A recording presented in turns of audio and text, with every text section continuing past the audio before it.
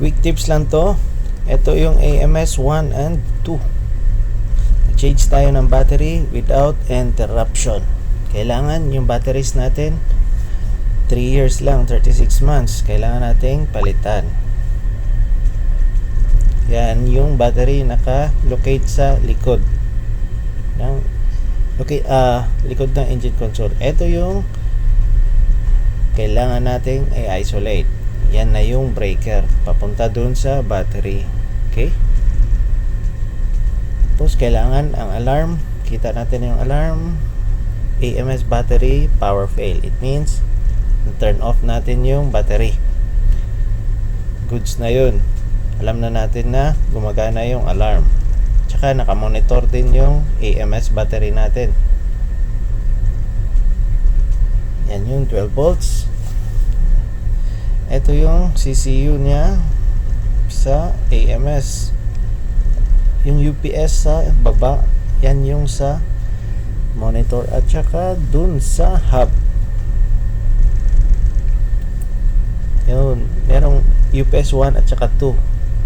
Pero yung main supply nandun sa 24 volts natin dito sa backup batteries natin. Dalawang 12 volts na naka-series at saka apat sila, bali apat sila. Naka-series yung dalawa tapos naka-parallel. Okay, nandyan sa likod.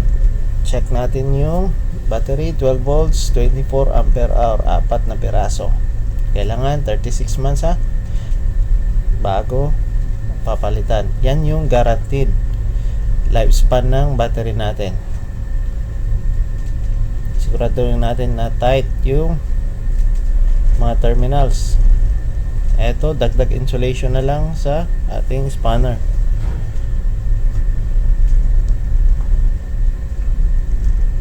Pero meron tayo kasing insulated na mga spanner sa ibang barko natin, pero dito wala. Kailangan natin mag-improvise, dagdag safety na rin. Okay, yan o, 2020.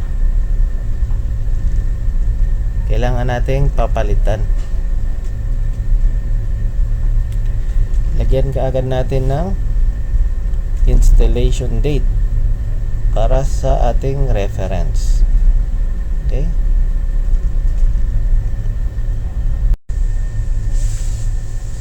Okay, pagkatapos malagyan ng installation date, check natin yung total output ng batteries.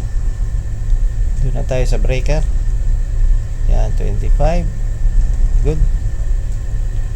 Then, turn on na natin. Then, yun lang yun. Okay? Sana nakatulong to sa inyo.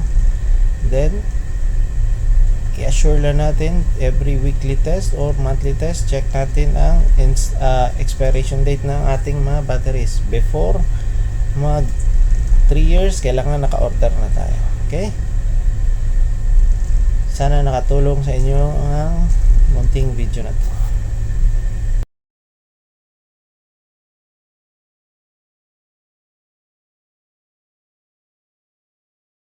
If you learned from this video, please like, share and subscribe, and don't forget to hit the bell for more updates. Also follow us on Facebook Barco TV.